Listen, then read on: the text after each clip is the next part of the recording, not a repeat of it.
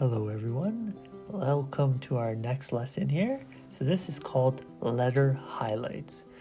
So pretty much we're going to be looking now at some of the words that we used in our previous lessons, and we're going to try to break down the Farsi words into like the Finglish, so that way you can start to learn how to really read Farsi. This is kind of just like an introduction to help you with some basic words. So actually, let's just go right into it and you'll understand what I mean. So let's take a look at this example. So here we have ob. So remember, this U makes an aw sound. An aw sound in American English. So this is ob. So what we've done is we've written the word, we've broken it down so you could see the Farsi equivalent of it over here. So here, aw means, this is the Farsi way of writing aw, and b, this is the Farsi equivalent of a b. And here we've written it in Farsi, ob.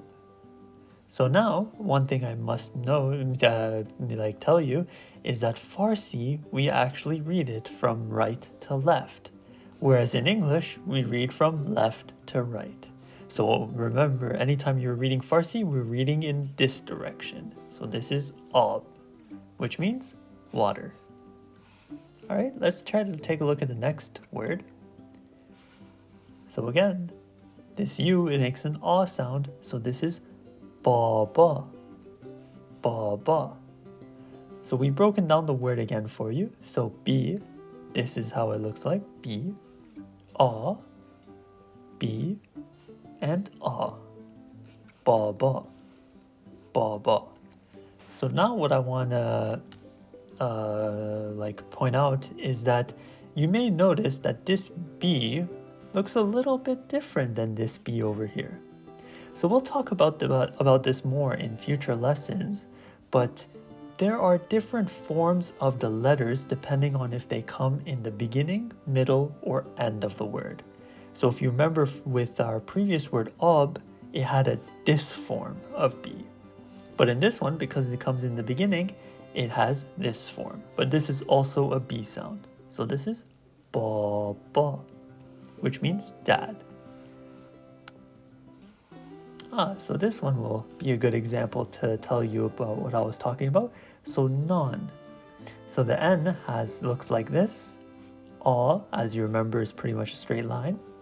And this is another N, looks like this. But now look, non. This N is slightly different than this N. And that is because this comes at the beginning of the word, whereas this one comes at the end. But it's again, makes the same sound. Non. We'll talk about this more in the future lessons, but just so you know that if you see different forms of it, they have the same pronunciation. It's just because they came in different part of the word. So non means bread. How about this one? Baron. So this one, let's break it down again. B looks like this. A, which is a straight line. R looks like this. A is another straight line. And then N is a noon. Is N sound. So then whenever I put it here, remember reading from right to left.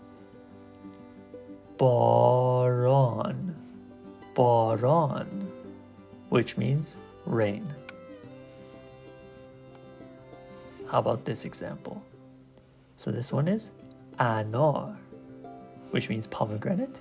So here we have the A, which has a straight line.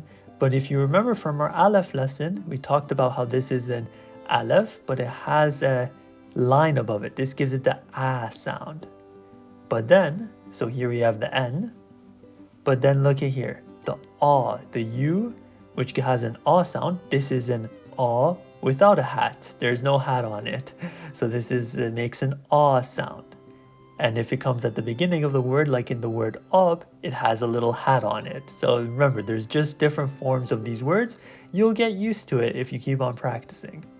So here's the R. So then putting it together, this is anar. Anar. Which means pomegranate. How about this one? Badam. Badam. So here's the B. This is what it looks like if you remember. A, straight line. D. So a D looks like this. And then another A, straight line. And then M. M kind of looks like this. So whenever we put it together, this is badam. Badam. Which means almond. So how about this one? Asp.